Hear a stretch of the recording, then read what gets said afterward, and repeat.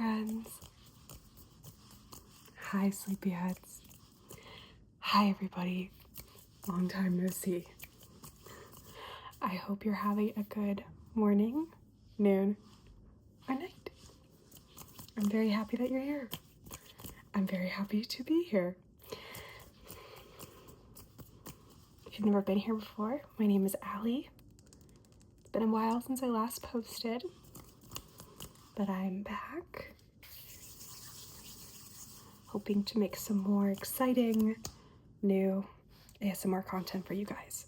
So, without further ado, today I'm going to be going over all the books that I read during the spring. I think this is most of them, but I may be leaving out one or two. So, let's just kind of go through those and we'll talk about them briefly and I'll let you know if I recommend them or not. Okay. So one of the books that I most recently finished is Daisy Jones and the Six. I've actually owned this book for probably 3 years.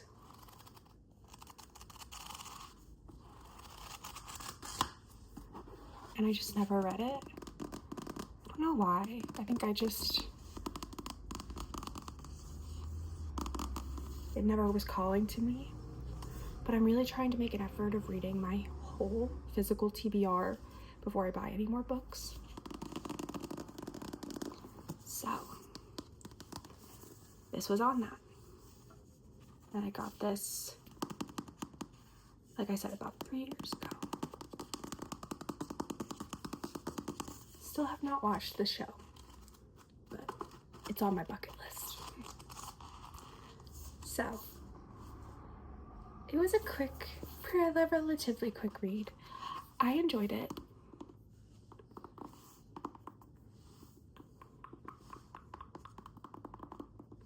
But I don't know how I feel about the interview style.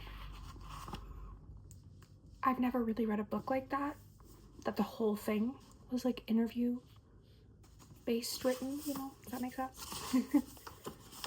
But if I was to show you what I mean, I'm sure you have an idea. Basically it goes.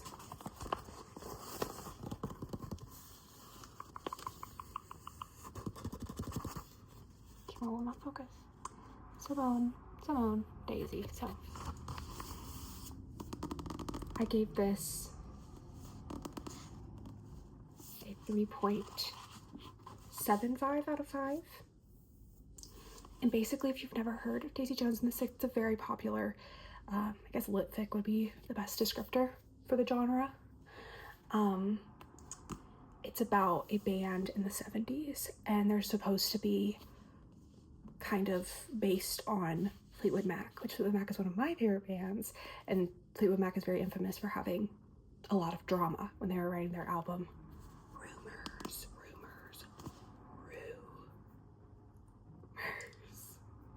with a U, because it's British. And Daisy Jones and the Six is kind of supposed to be a fictional version of that. And I enjoyed it, but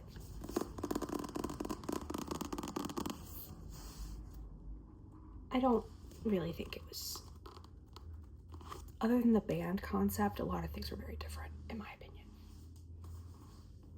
So that was Daisy Jones and the Six. Next we have Beachread by Emily Henry. Now, if you've never heard of Emily Henry, she is probably one of the biggest contemporary romance authors of the current age. She's written books such as People Leave Me on Vacation, Funny Story, Happy Place, amongst others. I have read all of her books with the exception of Great Big Beautiful Life, which just came out about a month ago. And it's on my list. Sorry, don't mind that hair. It's on my list of books to read, but I did recently read this book, which I believe was her first contemporary romance. And I enjoyed it. It was not my favorite of hers. I'm a big people we meet on vacation, happy place enjoyer. A lot of people I feel like are big fans of book lovers, which I also enjoyed, but it's probably my least favorite of her books, which I think is kind of controversial.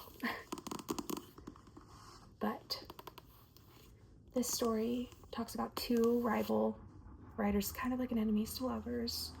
They went to university together. They just so happened to be in the same town together, living right next door to each other. And they challenge each other to, because they're both in kind of like a writer's block, they challenge each other to write books of the other's typical genre. So Augustus usually writes, very intense, epic books, I guess would be the best way to describe it, literary fiction. January is the female main character, writes romance books. So Augustus is going to write a romance, and January is going to write a literary fiction. So it was really cute. I think I gave it a 4 out of 5. Yeah, not quite up to People We Meet on Vacation or Funny Story for me, but I don't think I've ever given Emily Henry below a 4 stars. She can really do no wrong. Kind of switching up the pace a little bit, we have Yellowface by R.F. Kuang. I've been wanting to read this book for a very long time. It is an incredibly interesting concept. I gave it a 5 stars. It's like one of my 4 or 5 5-star reads this year. And I loved it. I think it was a very good, descriptor of what racism looks like inside of the literary world. Because I don't think that's something that we think about very often. We think about it in other aspects, but it is extremely prevalent in this world. But basically, the book is about 2 friends, I guess you could say, who are both authors. One is incredibly successful. The other is less so. But, they went to university together, and they, kind of like talk about writing with each other. One has like Netflix deals. The other one's like struggling to, just sell copies of her book. But when Athena, the very successful author, Athena Liu, dies extremely suddenly, June Hayward takes it upon herself to steal Athena's recently finished masterpiece that she had just briefly shown June, and publishes it under a ethnically ambiguous pseudonym, because June is white. And it's kind of an interesting, it's almost like a thriller in some ways of, waiting for people to see if they catch on, to see if, they notice this is not the person who wrote this book. And you kind of watch June spiral into rationalizing what she did and playing the victim when she's very much not. But yeah, I think R.F. Kuang has become one of my favorite authors. This book was so insane and very meaningful, and I think really everyone should read this book. It's very captivating, and I finished it very fast. It was a very quick read. So, Yellowface, R.F. Kuang.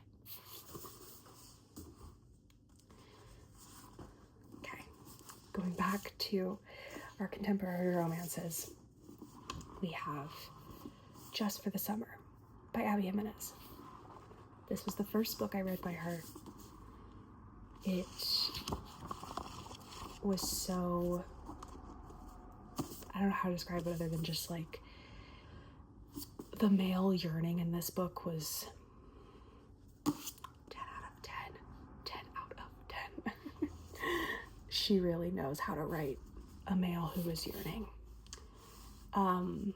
But it talks about, or it discusses the lives of Emma and Justin, and they just so happen to be in a situation where the person they date, after they break up, they go on to find the love of their life and get married and like have a very happy life.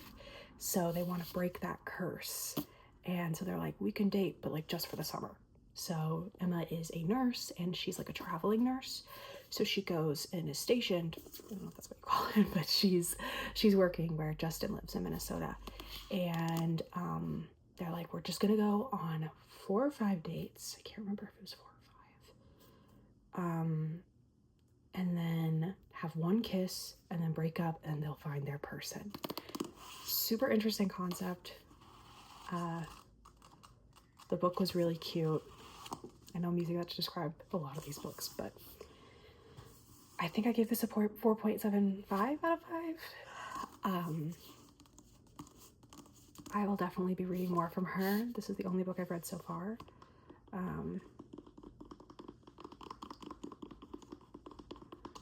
But yeah, love it. I wouldn't say it's like super spicy. So if you're in the mood for like something really spicy, this is not gonna probably fulfill that for you. Same with Emily Henry. Her books are more like, they're not so spicy. They're like more like romantic, I guess.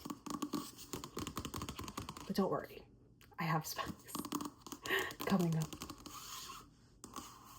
just for the summer. Okay, I think most people have been raving about this book. This is another one of my 5-star reads. Sunrise on the Reaping. I don't want to say too much about this because I feel like if I say anything, I'll just give stuff away, and I don't want to give anything away. But this book is a prequel. It's after the events of The Ballad of Songbirds and Snakes, but before, like 25 years before, I want to say, the events of the first Hunger Games book with like Katniss and Peeta and all of them. This just came out in March, I believe. And it's about Haymitch. And you've been set up to lose everything you love.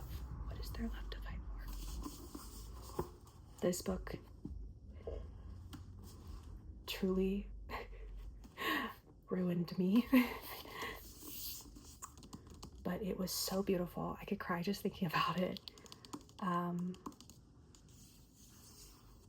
I loved seeing another perspective of Haymitch that we don't really see in the other books.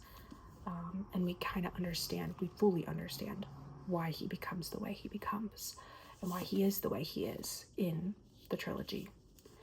And yeah, it's just, I'm so excited for this film. I think the film usually, like, I mean, Hunger Games films are historically very good. So I have high hopes. The casting, I don't know if you guys are keeping like up to date with that, but it's fantastic. So yeah, this is Sunrise on the Reaping, and it talks about the 50th quarter quell, which is Haymitch, his games, and the circumstances of his games. I had no idea before. I guess I just forgot about the lore of his games before I read this book. So the double tributes thing, I totally forgot about all that. But Sunrise on the Reaping. Please read this if you haven't. But read the other Hunger Games books first. Okay. This was a cute, quick read. This summer I turned pretty. By J. Han. I had never read the books, but I had seen the first season of the show and like a little bit of the second season. These are very quick reads. I think I had a flight that I had to take and I finished this like on my flight. I started and finished it and it was only like a 2-hour flight. So it's like less than 300 pages. And if you've never seen the show, basically it's about this girl named Belly, and her mom and her brother and her all go down to Cousins Beach. Honestly, I don't really know where that's supposed to be. I think it's supposed to be in like somewhere in New England. Because I think she's from New Jersey, I feel like. So maybe it's like Massachusetts. Honestly, if you know, tell me, because I'm pretty sure it's supposed to be like Massachusetts, but I honestly have no idea. Could be Maine, could be somewhere like that.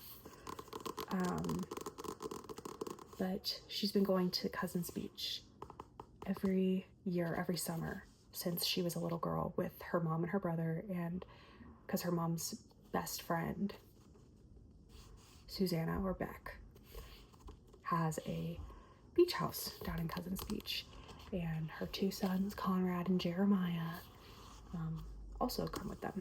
But this is the first summer where Belly's kind of like more grown up. She's 16 or turning 16, and she's been pining after Conrad for many years. And she's hoping that this is the first summer that he will notice him or her. And but who knows, maybe there's another brother who's interested in her. So yeah, these are cute little YA romances. It's a trilogy. I have the rest of the trilogy. I'm planning on reading it. And I think I gave this a 3.25 out of 5. The show is better in my opinion.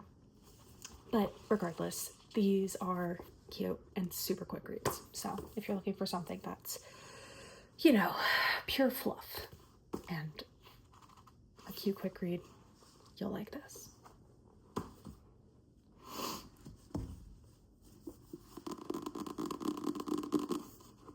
Probably should have picked this one up first. This is a special edition. Don't know if it's a Barnes & Noble exclusive cover, but that's where I got it, of The Ballad of Songbirds and Snakes.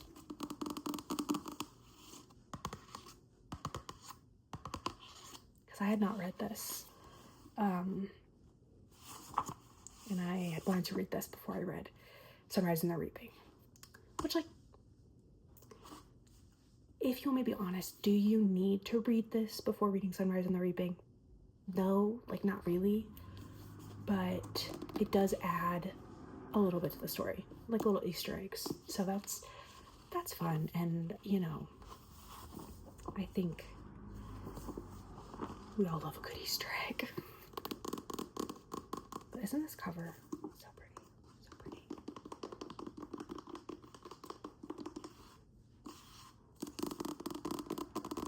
But this is the prequel, the first prequel about the 10th Hunger Games, and it is about President Snow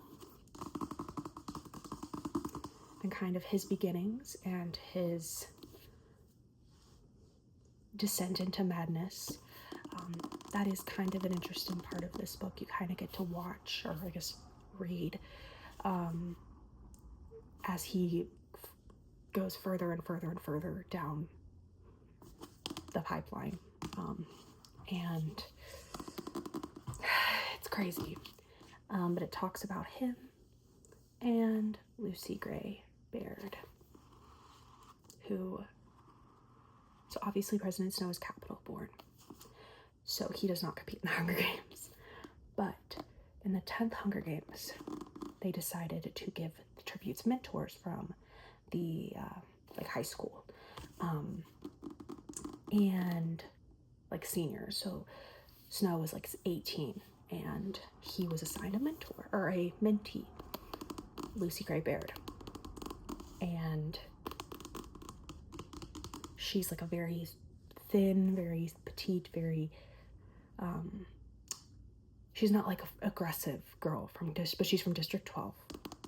She's a member of the Covey, so she's like very talented. She sings a lot, and she was kind of set up, but I won't get into that. So read the book or watch the movie. The movie's also very good. It says, ambition will fuel him, competition will drive him, but power has its price. And I think that's a perfect little synopsis about the life of President Snow. Because you learn a lot about him that you never knew before. So, yeah. Highly, highly, highly recommend. My question for you guys, if you've made it this far, thank you so much, is if there were to be another prequel to The Hunger Games, who would you like to see it be about? Because I have my answer. I would like to see a Finnick prequel, because I think that would be really cool. Or alternatively, or both, I would just like to see how the Hunger Games started.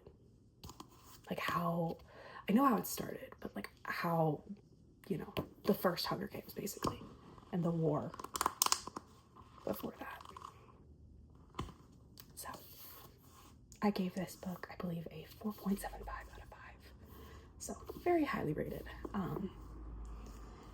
And I'm very sad that I don't have any more Susan Collins books to read. Okay. I believe this is the last physical book I have. Before we go into some books on my Kindle. I've owned this book for over a year now, and I just got around to reading it. I just finished this. Court of Wings and Ruin by Sarah J. Maas. I really enjoyed A Court of Mist and Fury. I went into a huge reading slump after that and didn't read for months. So, just like a week or two ago, I picked this up and I was like, okay, I'm ready to get back in to fantasy. And it was pretty good. I don't know if it needed to be 700 pages. Maybe that's an unpopular opinion, but it just didn't feel like it needed to be that long. I think 550 would have sufficed, but that's just my opinion. But I think it's important. It adds a lot to the story.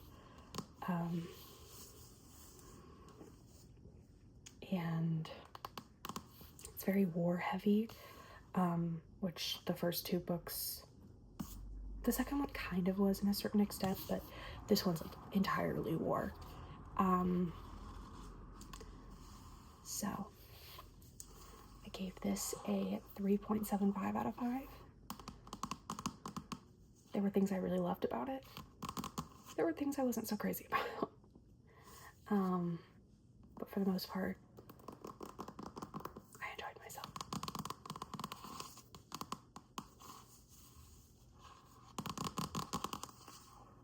Court of Wings and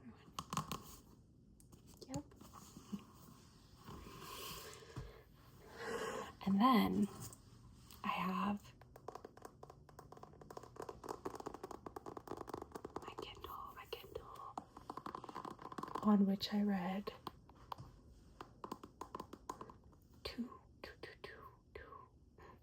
two books this spring. The first of which was Fourth Wing. If you haven't read Fourth Wing and you enjoyed ACOTAR, you should definitely read Fourth Wing. I honestly liked Fourth Wing better than ACOTAR. I think I gave it a 4.5 out of 5. The story, I just like the dragons, which is why I really want to read Game of Thrones. Dragons are more interesting to me than like the fairy fae. But I have not read Iron Flame or Onyx Storm, obviously. I've heard those ones aren't as good, so I'm a little nervous.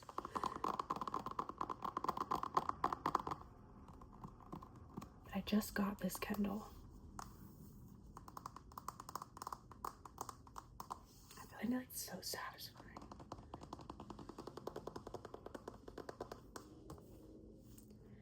But yeah, so Iron Flame, or pardon me, Fourth Wing, is about this girl named Violet who is being sent off to Basquiat War College. What she really wanted to be was, it's been a minute since I've read it, she wanted to be like a scribe, I think. I don't know if that's the correct terminology, forgive me. But her family, she comes from a very long line of like fighters, like people who, dragon riders. And her mom is like the dean or vice president of the university, and she's like, you don't have a choice. You're gonna be a dragon rider. But a lot of people die in this program, and she's like terrified, and she's not as strong, and she's not as, motivated to do all the things that her sister and her brother were. So she is like, well, I'm gonna die. And it's kind of just seeing her perspective of trying to just live in this world, and in this university, because it is cutthroat. But I loved it. I thought it was great. The main male character is Aiden. He's very well written. I think he's probably one of my favorite male characters in a long time. Because I was never really into Reese Sand. That might be an unpopular opinion, but I was never really into Reese Sand. Sorry. So, 4.5 out of 5 stars for Fourth Wing. And then I read The Bell Jar. The Bell Jar. And I feel like everyone says that women, like in their early to mid 20s, late 20s, should read this book, because it kind of like, if you struggled with your mental health before, it is very heavy, it is very dark. So if you are not in the mental headspace to read this book, don't. Just putting it out there.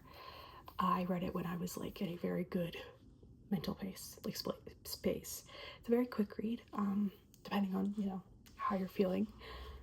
I think I finished it in like 3 days. And I enjoyed it. I think I gave it a 4.5 out of 5. It's very interesting to see Sylvia Plath write from what she was really going through, but she didn't admit to herself, like she was basically putting under this facade that it's fiction, but it was really very much fact. It's what she was going through in her real life. And it was very sad and tragic, and obviously what happened to her afterwards, this could be seen as a foreshadowing for sure. But at the end of the day, this book is heavily white feminism. And I know it was written in the 60s, but I just don't think it would be necessarily a good thing for all women to read this book, because while yes, I do think there are some really great concepts that she brings up and some really good things she talks about in regards to mental health, there's some very blatant, to put it bluntly, racism. And I just don't know. I think there's a better book to find that would suit all women.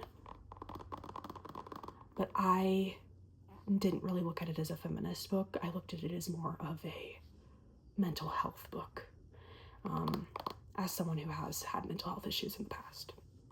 But with that being said, I wouldn't say it's revolutionary for feminism. Certainly not. But for mental health, especially for the time, I would say it is very meaningful. But that's my thoughts on The Bell Jar. Before we go, I'm gonna show you the book I'm currently reading.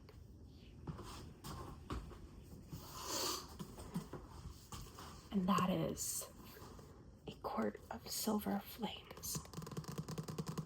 I did finish, I listened to the audiobook of A Court of Frosted Starlight.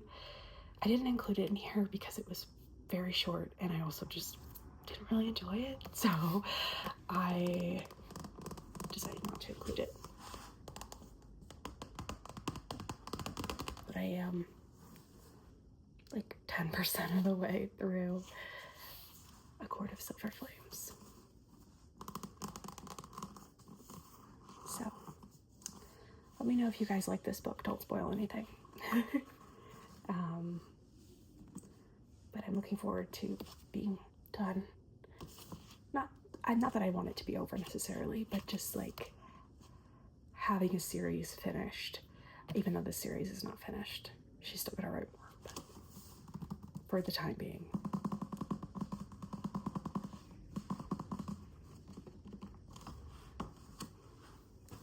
All right, well, thank you for spending some time with me. I hope you had a nice time. Thank you so much for watching, and I will see you in my next one.